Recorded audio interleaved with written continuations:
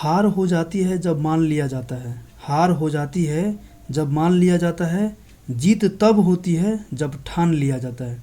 जय हिंद दोस्तों, कैसे हैं आप सभी। आशा करते हैं कि आप सभी अच्छे होंगे और अपनी पढ़ाई को अच्छे से कर रहे होंगे। दोस्तों, अगर आप किसी भी कम्पिटिटिव एग्ज़ाम का तैयारी करते हैं और इस तैयारी के प्रति आप थोड़ा सा भी सीरियस हैं तो आपको हमारे चैनल से जुड़ जाना चाहिए। इसलिए जुड़ जाना चाहिए क्योंकि अगर आपको रिजल्ट देना है तो जो पढ़ाई करते हैं उससे रिजल्ट हो जाएगा, लेकिन फाइनल सिलेक्शन लेना है तो उसके लिए रिवीजन बहुत ही ज़रूरी होता है। और इस चैनल पे हम जितने भी कम्पिटिटिव एग्ज़ाम है जिसके प्रीवियस ईयर जो एग्ज़ाम में हुए हैं क्वेश्चन का यहाँ पे हम लोग डिस्कशन करते हैं, उसका रिवीजन करवाते हैं। इससे मतलब कि इस वीडियो से आपको ये फ़ायदा होगा कि आप जो पढ़ाई किए हुए हैं तो कम समय में उस पढ़े हुए चीज़ों को यहाँ पे आप ऑब्जेक्टिव के फॉर्म में उसका रिवीजन कर लीजिएगा, जिससे बहुत ही फ़ायदा हो जाएगा। एक तो टाइम बच जाएगा और दूसरा आपका रिवीजन हो जाएगा। तो चलिए इस वीडियो को हम लोग शुरू करते हैं। इस वीडियो में हम लोग लुसेंट के जो साइंस बुक है उसमें जो केमिस्ट्री का जो सब्जेक्ट है तो उससे जितने भी क्वेश्चन बनने वाले हैं उसको इसमें हम लोग डिस्कस कर रहे हैं। तो ऑलरेडी इससे पहले हमने ये बायोलॉजी का बना चुका है पूरा, और केमिस्ट्री में एक पार्ट को पहले अपलोड हम कर चुके हैं। तो आप इसको देख लीजिए और इसके बाद उस ये जो वीडियो है बायोलॉजी वाला और ये केमिस्ट्री का एक चैप्टर उसको आप लोग देख लीजिएगा। तो चलिए वीडियो को शुरू करते हैं। तो पहला इसमें क्वेश्चन है 230 नंबर, निम्नलिखित में से कौन सा रसायन फल पकाने के लिए उपयोग में लाया जाता है। तो इसका सही आंसर हो जाएगा कैल्शियम कार्बाइड। जो कैल्शियम कार्बाइड है इसको फल पकाने के रूप में उपयोग किया जाता है। अगला प्रश्न है बिना बुझे चूने का रासायनिक नाम क्या है। तो बिना बुझे चूने का रासायनिक नाम कैल्शियम ऑक्साइड है। अगला प्रश्न है चौक का रासायनिक नाम क्या है। तो चौक का रासायनिक नाम कैल्शियम कार्बोनेट होता है। निम्न में से क्या पानी में अघुलनशील है। तो जो पानी में अघुलनशील है वो कैल्शियम कार्बोनेट है। अगला प्रश्न है मार्बल का प्रयोग भवन निर्माण सामग्री के रूप में भी किया जाता है और यह मूर्ति बनाने के लिए भी इसका रासायनिक नाम क्या है। तो इसका सही आंसर हो जाएगा कैल्शियम कार्बोनेट। अगला प्रश्न है निम्नलिखित में से कौन सा लवण मानव हड्डियों में सर्वाधिक मात्रा में पाया जाता है। तो मानव हड्डियों में सर्वाधिक पाया जाने वाला जो लवण है वो कैल्शियम फॉस्फेट है। अगला प्रश्न है निम्नलिखित में से कौन सा एक संक्रमण धातु है। तो संक्रमण धातु मैग्नीज होता है। अगला प्रश्न है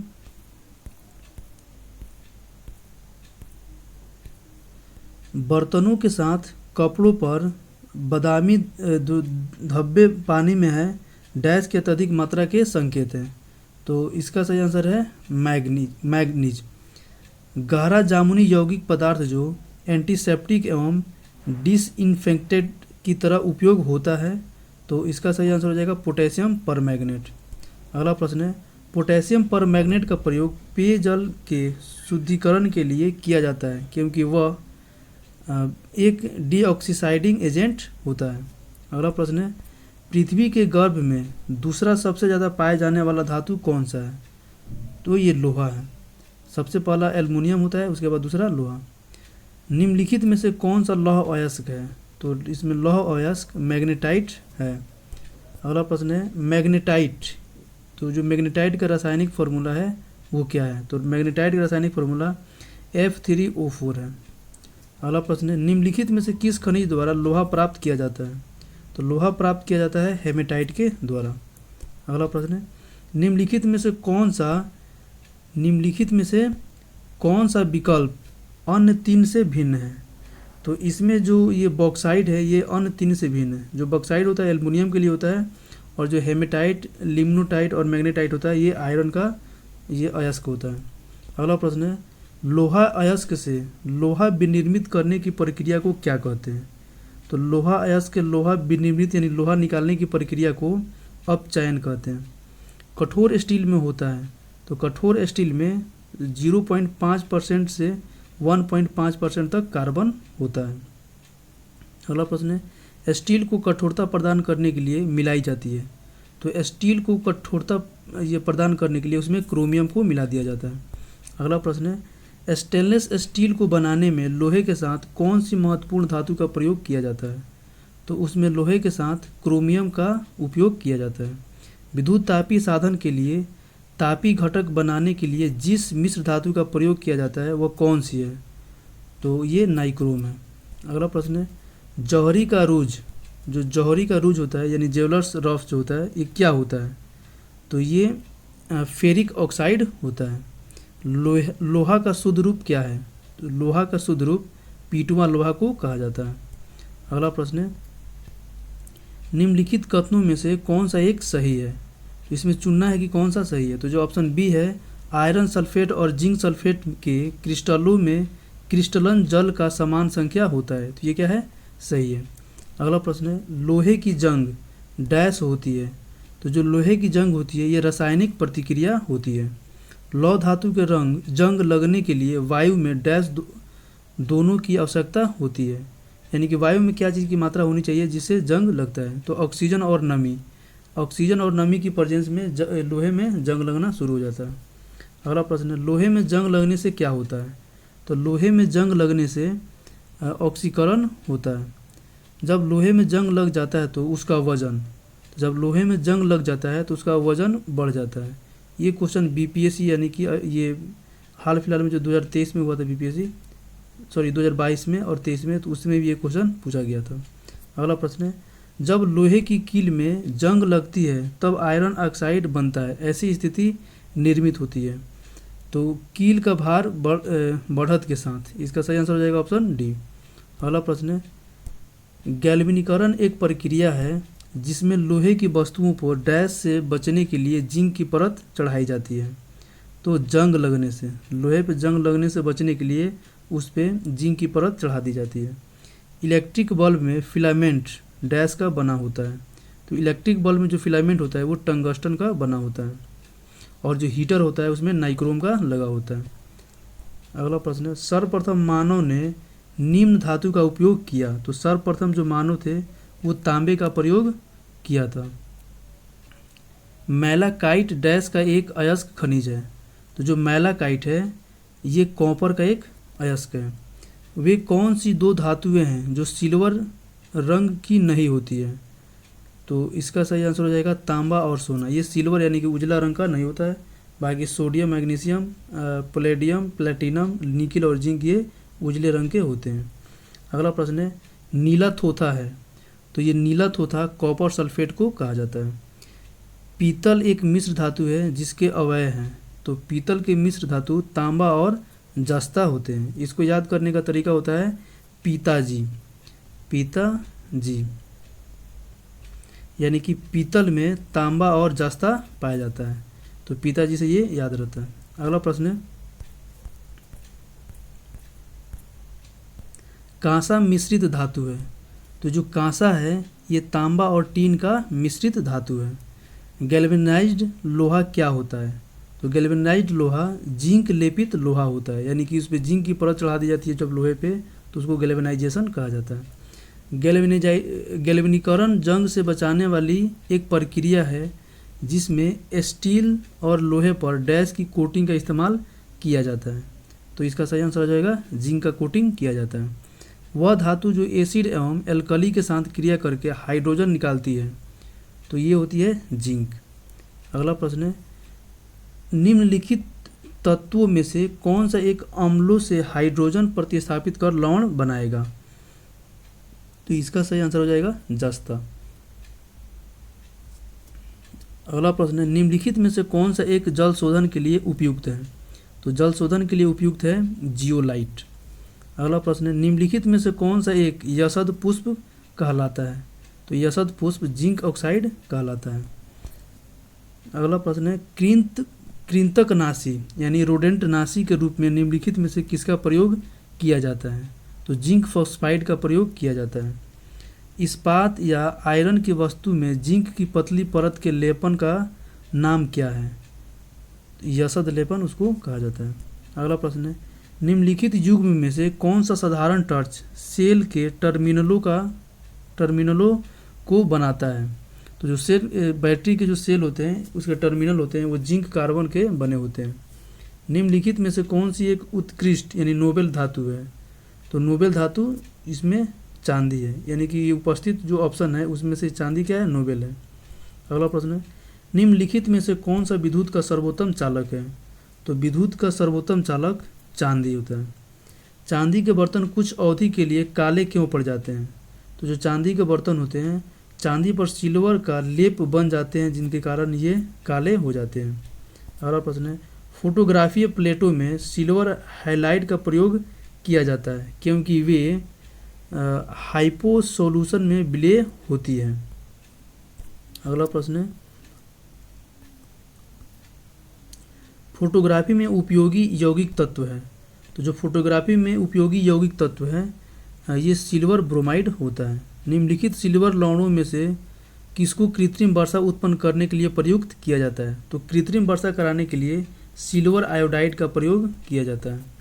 निम्नलिखित में से किस एक में रजत नहीं होता है। रजत कहने का मतलब उसमें चांदी नहीं होता है। तो जो जर्मन सिल्वर होता है इसमें चांदी नहीं पाया जाता है। ये नाम से लिखा हुआ है जर्मन सिल्वर, यानी कि लगेगा इसमें चांदी है लेकिन इसमें चांदी नहीं पाया जाता है। हॉर्न सिल्वर में पाया जाता है, रूबी सिल्वर में भी पाया जाता है और लूनर कास्टिक में भी चांदी पाया जाता है। अगला प्रश्न है, निम्नलिखित में से कौन सा तत्व जर्मन सिल्वर में उपस्थित नहीं होता है। तो जर्मन सिल्वर में एल्युमिनियम उपस्थित नहीं होता है। जर्मन सिल्वर को याद करने का तरीका है निजता, यानी कि उसमें निकेल, जस्ता और तांबा पाया जाता है। ऐसे नी ज ता, तो आप लोग निजता से इसको याद रख सकते हैं कि जो जर्मन सिल्वर होता है वो निजता से मिलके बना होता है। तो इसमें नी से हो जाएगा निकेल, ज से जस्ता और त से हो जाएगा तांबा। अगला प्रश्न है, जर्मन सिल्वर का उपयोग सजावटी वस्तुओं, मुद्रा धातुओं, आभूषणों आदि बनाने में होता है। इसको यह नाम देने का कारण क्या है।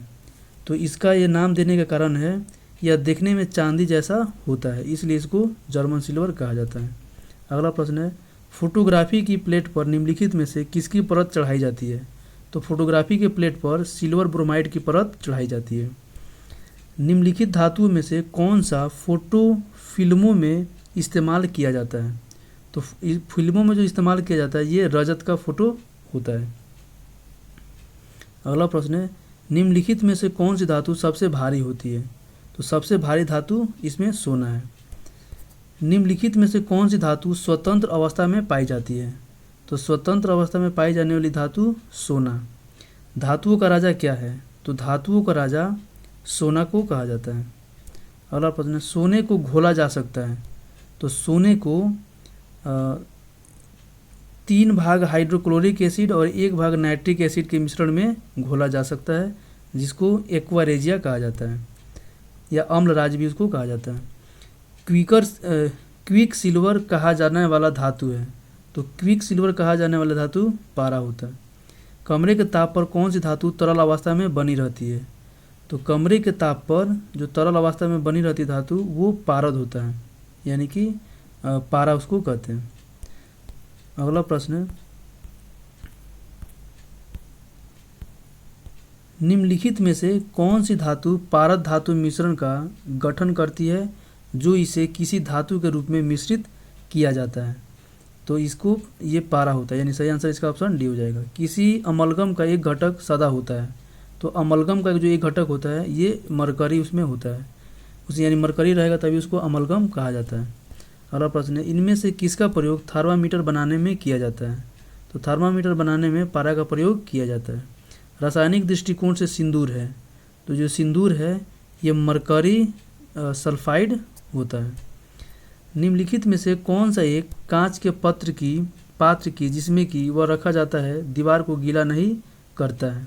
तो इसका सही आंसर हो जाएगा पारा, यानी पारा को जिस बर्तन में रखा जाता है उस बर्तन की दीवार को ये पारा उसको गीला नहीं करता है। कार के इंजन में नॉकिंग से बचने के लिए प्रयोग में लाया जाता है।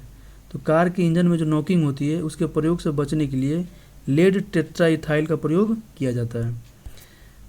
टेट्राइथाइल लेड निम्नलिखित में से क्या है। जो टेट्राइथाइल लेड है ये अपस्फोटरोधी यौगिक होता है।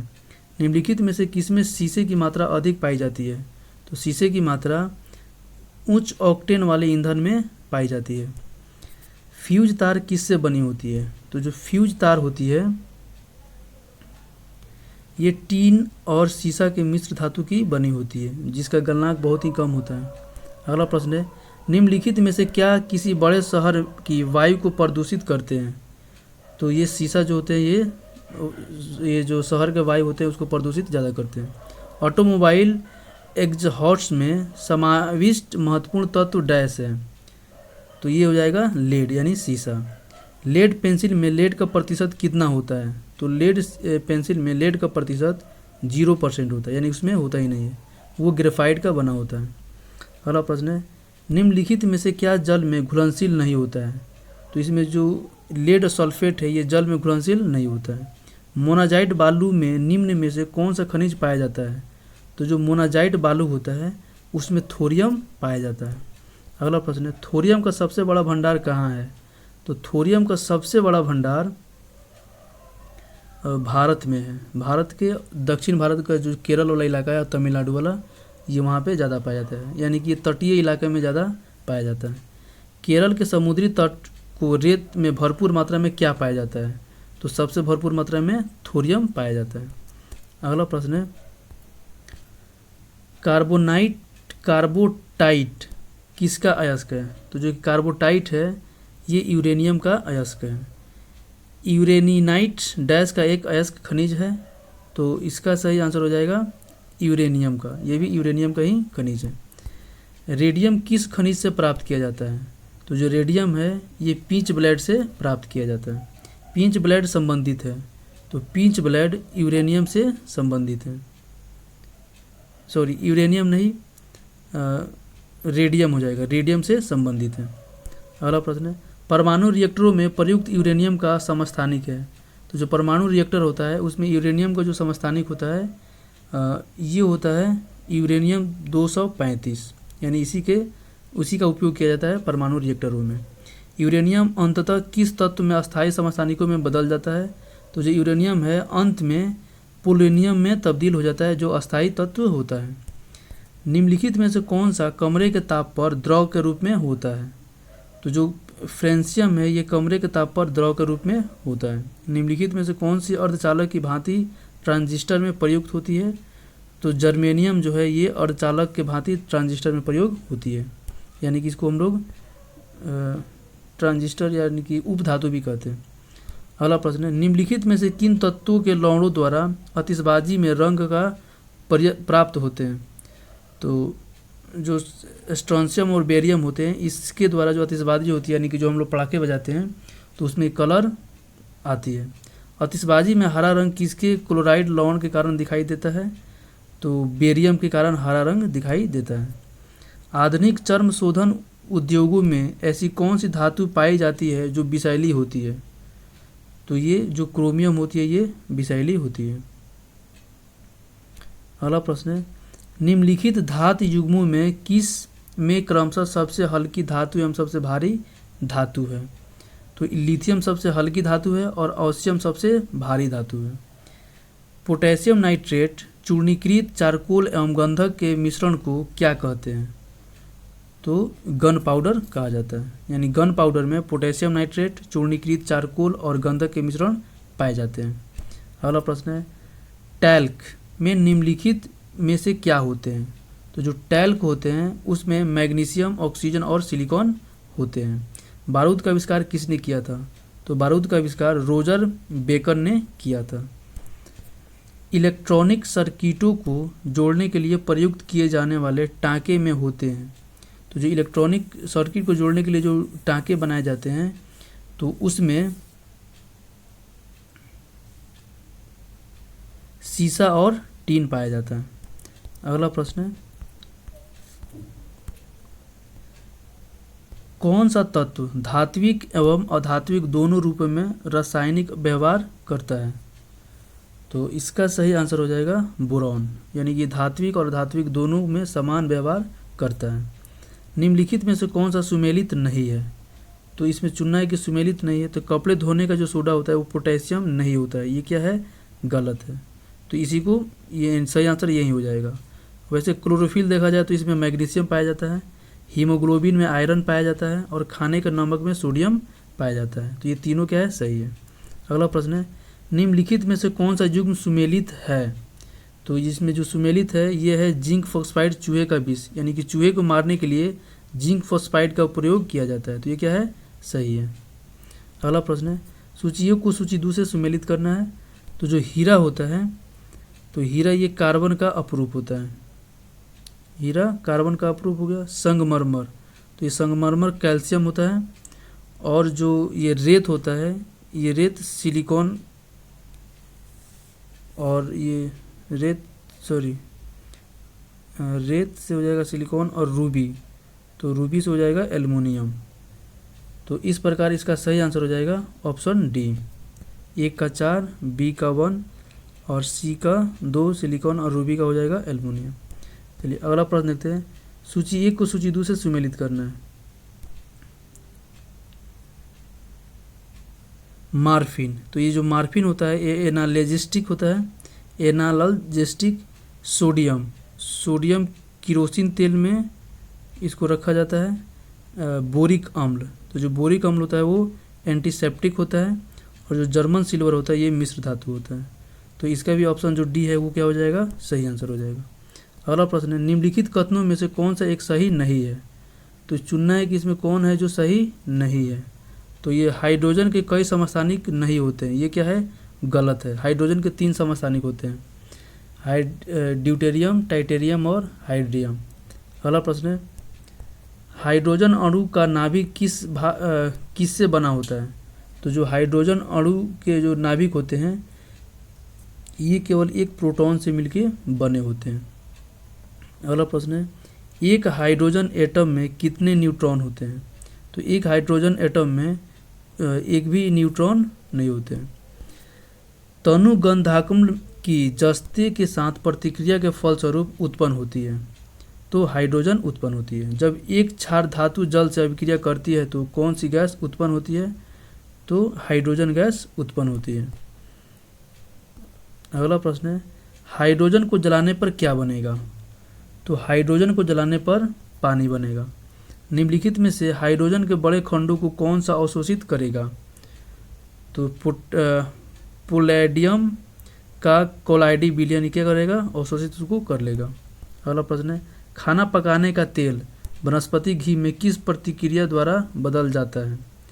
तो इसका सही आंसर हो जाएगा हाइड्रोजनीकरण के द्वारा।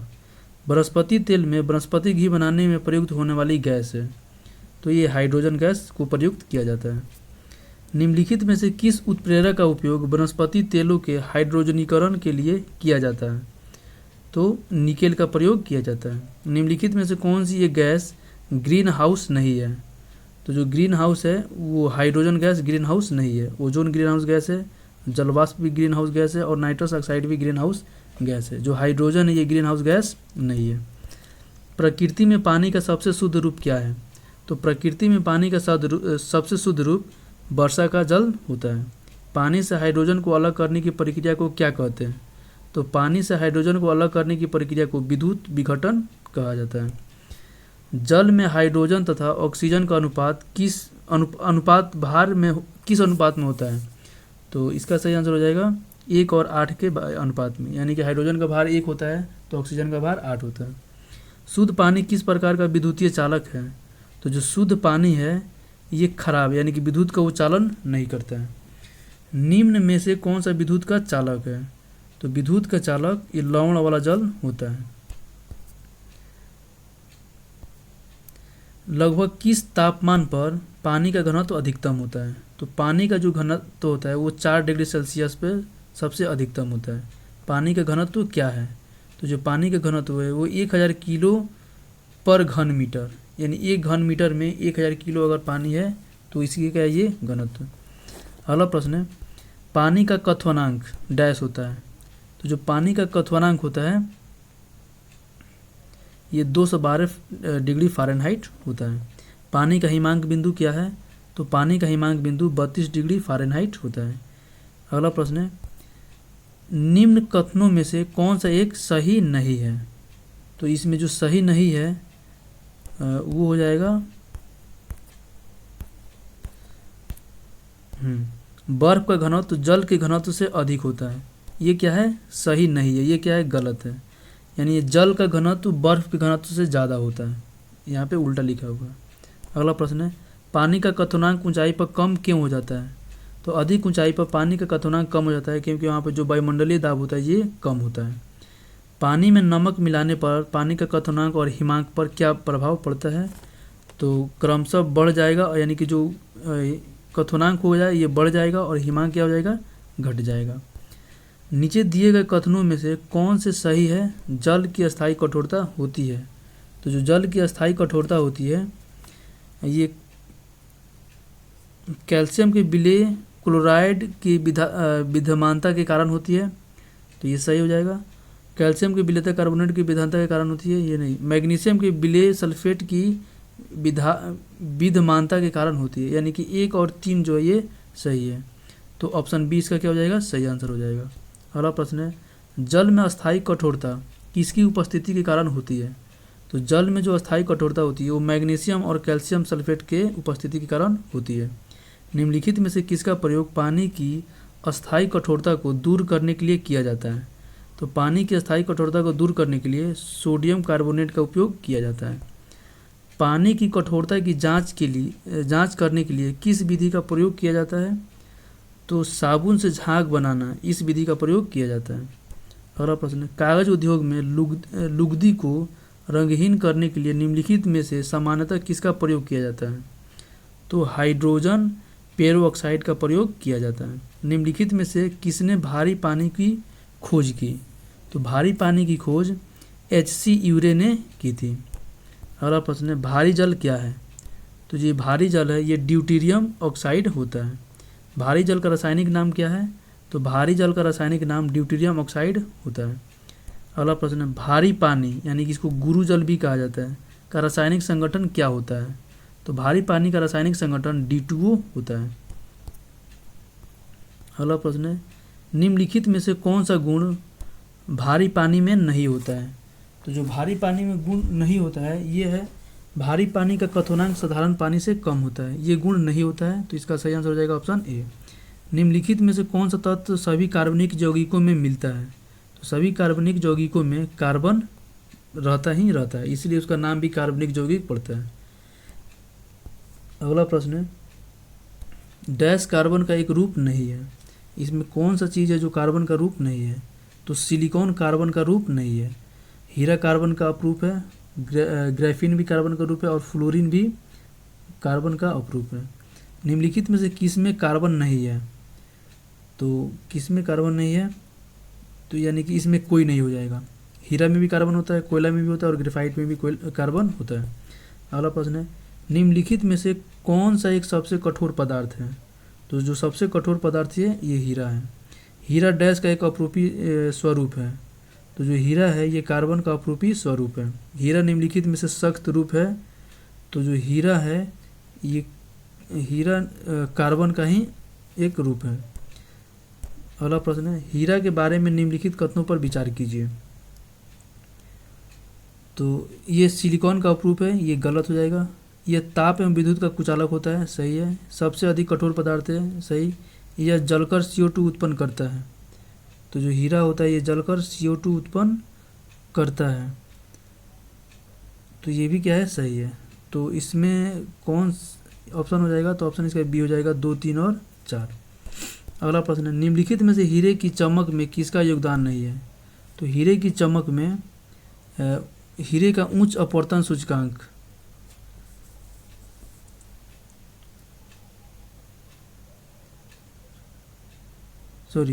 हीरे का निम्न अपवर्तक सूचकांक ये क्या है? इसमें योगदान नहीं देता है, तो ये क्या हो जाएगा? गलत हो जाएगा। कुल आंतरिक परावर्तन ये ये योगदान देता है। हीरे का उच्च अपवर्तनांक ये भी योगदान देता है और जो बिखराव होता है ये भी योगदान देता है।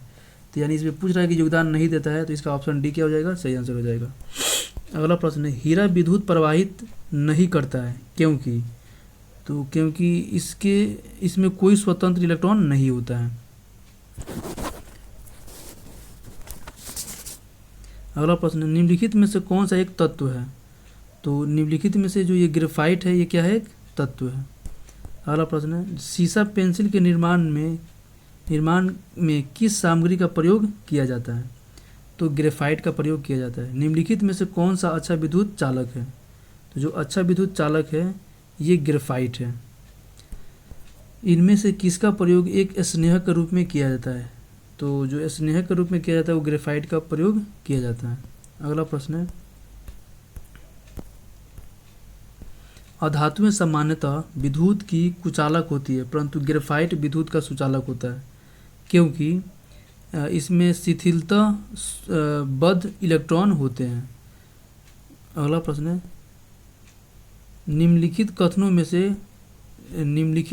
में से कौन से कथन कार्बन डाइऑक्साइड से संबंध में सही है?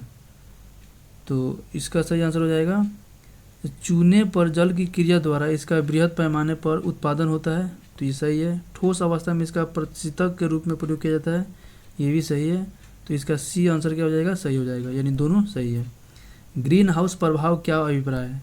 तो ग्रीन हाउस प्रभाव से अभिप्राय है कि वायुमंडलीय गैसों के कारण ऊर्जा को रोकना, यानी कि जो वायुमंडलीय गैस होते हैं वो क्या करते हैं, सूर्य की जो ऊर्जा होती है उसको अवशोषित कर लेते हैं और इसको बाहर जाने नहीं देते हैं, जिससे वायुमंडल में गर्मी बढ़ जाती है। अगला है, निम्न में से कौन सी हरित गृह प्रभाव पर ज़्यादा असर डालता है? तो जो ज़्यादा असर डालता है वो कार्बन डाइऑक्साइड होता है। निम्नलिखित गैसों में से कौन सी गैस पृथ्वी पर ग्रीन हाउस गैस के प्रभाव के लिए जिम्मेवार है? तो इसका सही आंसर हो जाएगा कार्बन डाइऑक्साइड और मीथेन। अगला प्रश्न है, नीचे एक अभिकथन और एक कारण दिया गया है। कार्बन डाइऑक्साइड में वृद्धि से ध्रुवीय बर्फ पिघल जाएगा। तो कार्बन डाइऑक्साइड की वृद्धि से ध्रुवीय बर्फ जो है वो पिघल जाएगा, ऐसा इसमें बोला गया है।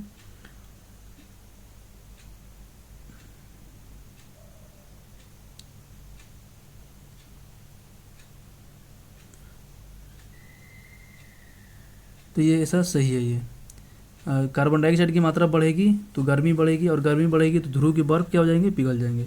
वैश्विक तापमान में वृद्धि हो जाएगा, तो ये भी सही है, यानी कि वृद्धि भी हो जाएगा। तो ये एक दोनों सही है, लेकिन दोनों एक दूसरे की व्याख्या नहीं कर रहे हैं, तो इस प्रकार इसका सही आंसर हो जाएगा। सॉरी, व्याख्या भी इसका कर रहा है, तो ए और आर दोनों सही हो जाएंगे, और आर ए की उचित व्याख्या भी कर रहा है, तो सी इसका क्या हो जाएगा, सही आंसर हो जाएगा। अगला प्रश्न है, किसकी उपस्थिति के कारण चूने का पानी वायु में रखने पर दूधिया हो जाता है? तो कार्बन डाइऑक्साइड की उपस्थिति के कारण चूने वाले जो जल होते हैं रखने पे वो क्या हो जाते हैं, दूधिया हो जाते हैं। अगला प्रश्न है, अग्निशामक के लिए हम किसका प्रयोग करते हैं? तो अग्निशमन के लिए कार्बन डाइऑक्साइड का प्रयोग करते हैं। अगला प्रश्न है, वातावरण में कार्बन डाइऑक्साइड की वृद्धि निम्न में से किसके कारण होती है? तो जो वातावरण है इसमें कार्बन डाइऑक्साइड की वृद्धि किसके कारण होती है? तो इसका सही आंसर हो जाएगा जीवाश्म ईंधन के ज़्यादा इस्तेमाल से, सही है, वनों की कटाई से, और वाहनों की संख्या में वृद्धि से। तो इस प्रकार इसका सही आंसर हो जाएगा ऑप्शन सी 1, 2 और 3। अगला प्रश्न है, मीठे शीतल पेय का प्रमुख घटक है। तो जो मीठे शीतल पेय होते हैं तो इसका प्रमुख घटक कार्बोनेटेड पानी होता है। वाहनों से निकलने वाली प्रदूषित गैस मुख्यतः, तो वाहनों से निकलने वाली जो प्रदूषित गैस होती है वो कार्बन मोनोऑक्साइड होती है। अगला प्रश्न है, निम्नलिखित में से कौन सा वायु प्रदूषक ऑक्सीजन की अपेक्षा अधिक शीघ्रता से रक्त के हीमोग्लोबिन में घुल जाता है? तो जो रक्त में जल्दी से घुल जाता है वो होता है कार्बन मोनोऑक्साइड, इसलिए ये मानव शरीर के लिए क्या होता है, बहुत ही खतरनाक होता है। अगला प्रश्न है, नीचे एक अभिकथन ए और एक कारण दिया गया है। सांस के साथ कार्बन मोनोऑक्साइड जाने पर यह मौत का कारण बनता है, तो ये सही है। कार्बन मोनोऑक्साइड हीमोग्लोबिन में घुल जाता है, तो ये भी क्या है, सही है। तो इसका आंसर सही हो जाएगा ऑप्शन सी। अगला प्रश्न है, निम्नलिखित में से कौन सी किस्म कोयले की किस्म नहीं है? तो जो इसमें डोलोमाइट है ये कोयला का किस्म नहीं है, बिटुमिनस कोयला का टाइप है, लिग्नाइट भी और पीट भी है। सामान्य किस्म का कोयला, तो जो सामान्य किस्म का कोयला होता है वो बिटुमिनस होता है। कोयले के किस रूप में अधिकतम प्रतिशत कार्बन पाया जाता है? तो जो एंथ्रासाइट होता है इसमें अधिकतम कोयला की मात्रा पाया जाता है। अगला प्रश्न है, निम्नलिखित में से किसके द्वारा सक्रिय काठ कोयला का प्रयोग करते हुए शुद्ध तत्वों में से रंजक पदार्थ को दूर किया जाता है? तो इसका सही आंसर हो जाएगा अधिपोषण। निम्नलिखित में से कौन सा सबसे अच्छा अधिशोषक है? तो जो सबसे अच्छा अधिशोषक है ये है सक्रियत नारियल कास्ट कोयला।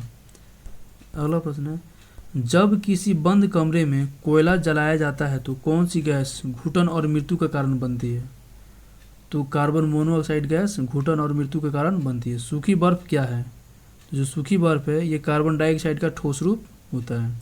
अगला प्रश्न है, निम्नलिखित में से कौन सा बहुलक बुलेट प्रूफ खिड़की बनाने में उपयोग किया जाता है? तो पॉलीकार्बोनेट को उपयोग बुलेट प्रूफ खिड़की बनाने के रूप में किया जाता है। चारकोल घर में क्या जलाकर बनाया जाता है?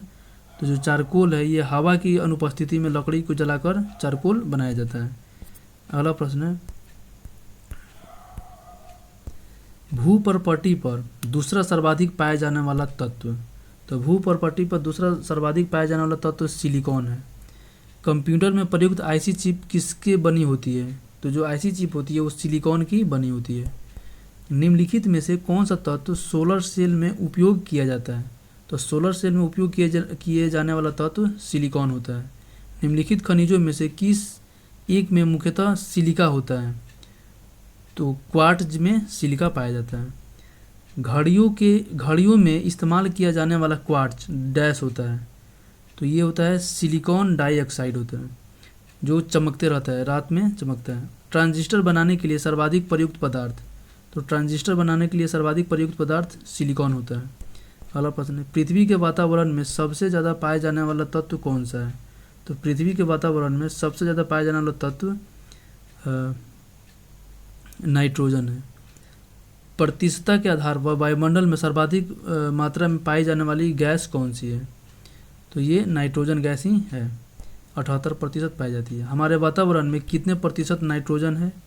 तो हमारे वातावरण में 78% नाइट्रोजन है। सांड के शुक्राणु को रखते हैं। तो जो सांड के शुक्राणु होते हैं उसको तरल नाइट्रोजन में रखा जाता है। नाइट्रोजन यौगीकरण एक प्रक्रिया है जिसमें ऑर्गेनिक नाइट्रोजन प्रोटीन में रूपांतरित होते हैं, यानी कि जो पेड़ पौधे होते हैं वो नाइट्रोजन को प्रोटीन में तब्दील करते हैं।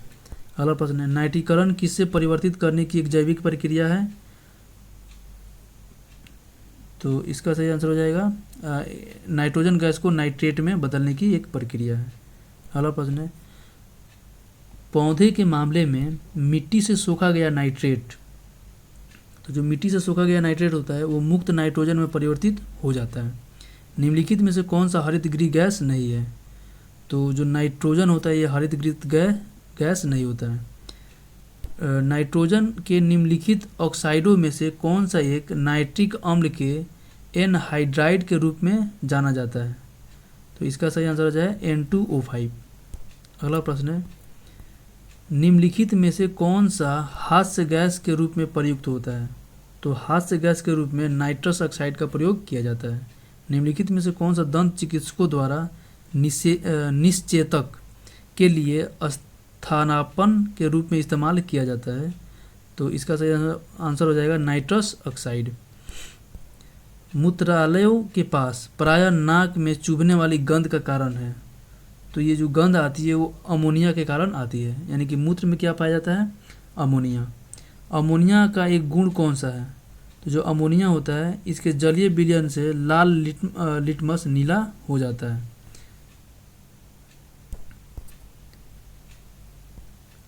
अगला प्रश्न है, नाइट्रिक अम्ल निम्नलिखित में से किसके साथ अभिक्रिया नहीं करता है? तो जो नाइट्रिक अम्ल होता है ये स्वर्ण के साथ अभिक्रिया, यानी कि सोने के साथ अभिक्रिया नहीं करता है।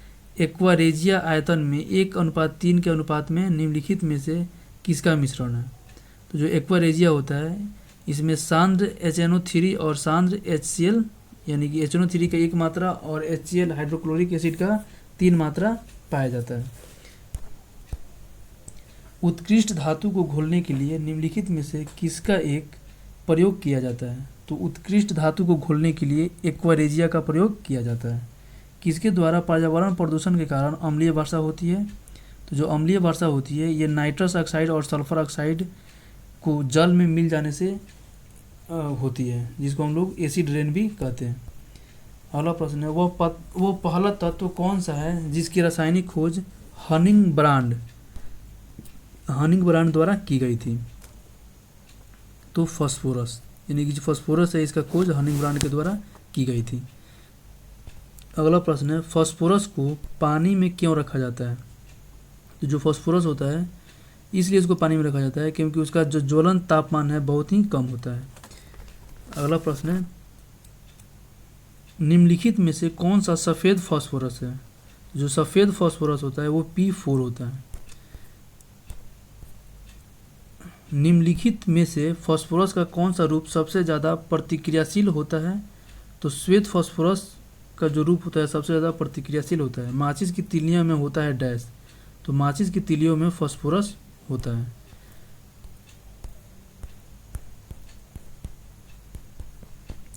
निम्नलिखित में से किसे ग्रीन हाउस गैस में शामिल नहीं किया जा सकता है?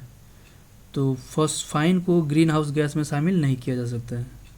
Nitrous oxide green house gas है, कार्बन डाइऑक्साइड और मीथेन भी क्या है? ग्रीन हाउस गैस है। ऑक्सीजन की खोज किसने की थी? तो ऑक्सीजन की खोज कार्ल शीले ने की थी। सबसे प्रचुर मात्रा में मिलने वाला तत्व क्या है? तो सबसे प्रचुर मात्रा में मिलने वाला तत्व ऑक्सीजन है।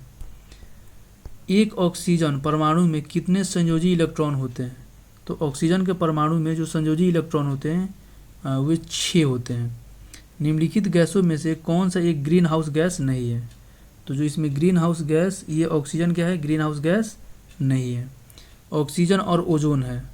तो जो ऑक्सीजन और ओजोन है ये एलोट्रोप्स है। ऑक्सीजन का होता है O2 और ओजोन का होता है O3, यानी एक दूसरे के क्या है? ये एलोट्रोप्स है। अगला प्रश्न है, निम्नलिखित में से कौन सा त्रिपरमाणुक अणु है? त्रिपरमाणु अणु, तो ओजोन क्या है? त्रिपरमाणुक अणु, यानी कि इसमें ऑक्सीजन के 3 परमाणु पाए जाते हैं। ओजोन के अणु में ऑक्सीजन के डैश परमाणु होते हैं, तो 3 परमाणु होते हैं। ओजोन का रासायनिक फार्मूला क्या है? तो ओजोन का रासायनिक फार्मूला O3 होता है। ओजोन जीवमंडल को डैश से बचाती है। तो जो ओजोन होती है, ओजोन ये पराबैंगनी किरणों से बचाती है।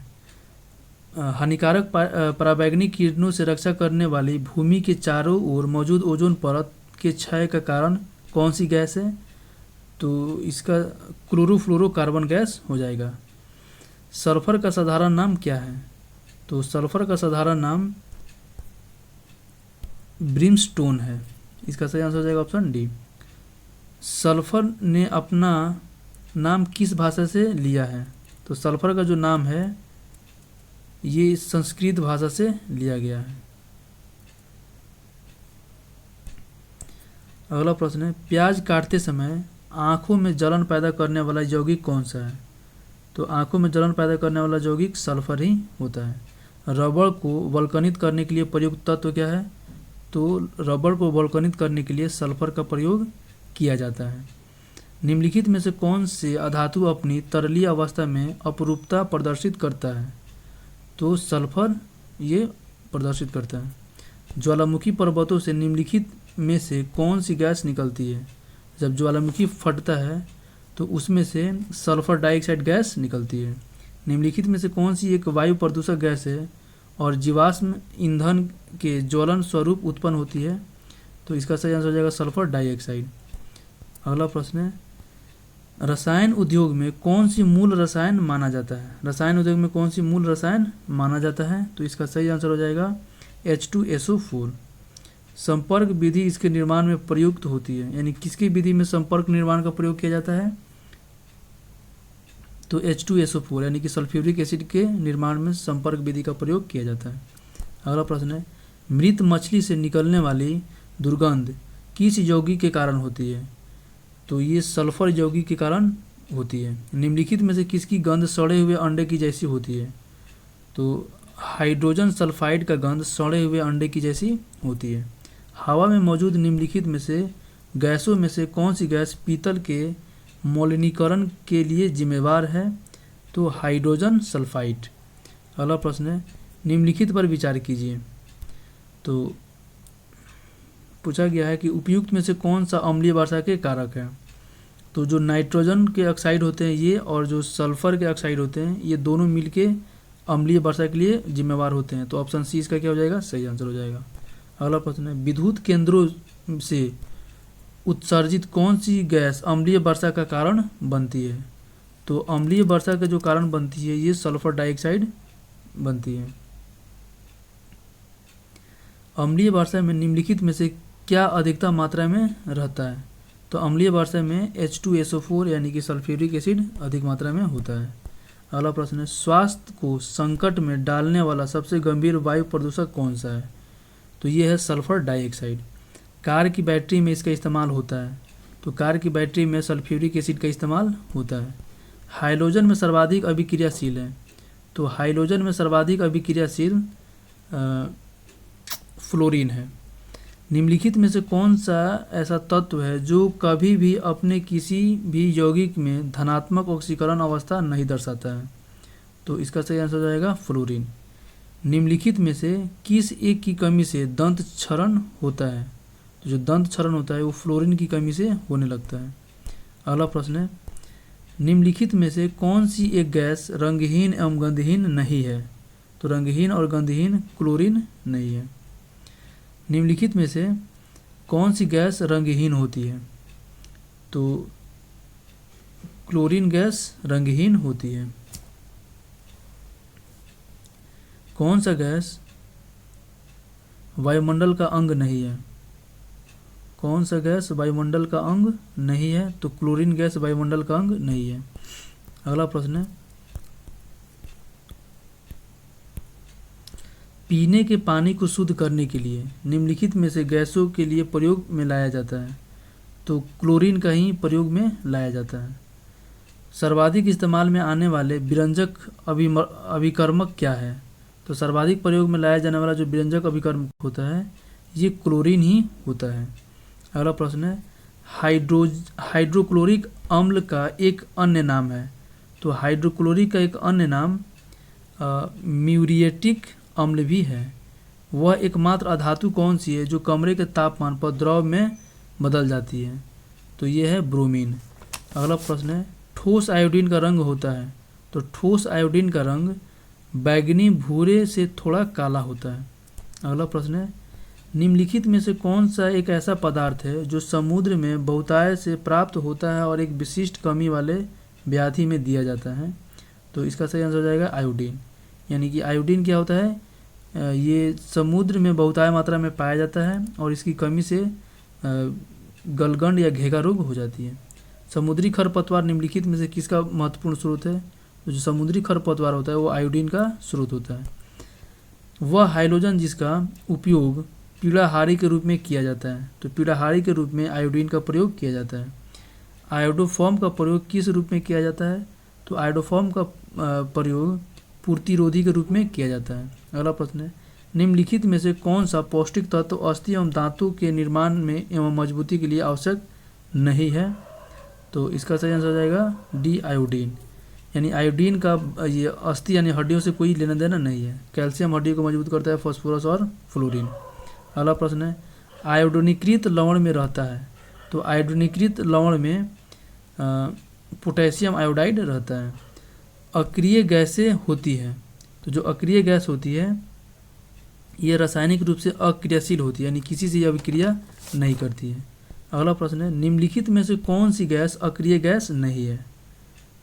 तो कौन सी गैस है जो अक्रिय गैस नहीं है? तो हाइड्रोजन गैस अक्रिय गैस नहीं है। हीलियम, नियॉन और रेडॉन क्या है? अक्रिय गैस है। इनमें से कौन सी गैस जो इनर्ट गैस नहीं है? इनर्ट यानी वही अक्रिय गैस या फिर नोबेल गैस उसी को कहा जाता है। तो इसमें जो हीलियम है, सॉरी हीलियम नहीं होगा इसका, फ्रियॉन जो है ये अक्रिय गैस यानी इनर्ट गैस नहीं है। हीलियम, नियॉन और जेनॉन क्या है? अक्रिय गैस है। वायुमंडल में कौन सी नोबेल गैस नहीं होती है? तो जो वायुमंडल में रेडॉन नोबेल गैस नहीं होती है। इस ब्रह्मांड में दूसरा प्रचुर मात्रा में सर्वाधिक तत्व कौन सा है? तो दूसरा प्रचुर मात्रा में सर्वाधिक तत्व हीलियम पाया जाता है। तो दोस्तों ये वीडियो को यहीं पर रहने देते हैं, ये दूसरा पार्ट होगा। इसके बाद तीसरा पार्ट में इसको हम लोग पूरा कंप्लीट कर लेंगे। तो अगर आपको अच्छा लगा हो और इन्फॉर्मेटिव लगा हो तो वीडियो को लाइक कर लीजिएगा और चैनल को सब्सक्राइब नहीं किए हुईएगा तो कर लीजिएगा और अपने दोस्तों के जो स्टडी ग्रुप होते हैं उसमें शेयर कर दीजिएगा ताकि आपके जो दोस्त हैं वो भी इसका लाभ उठा सके।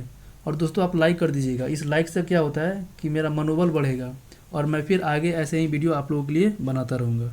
तो चलिए दोस्तों।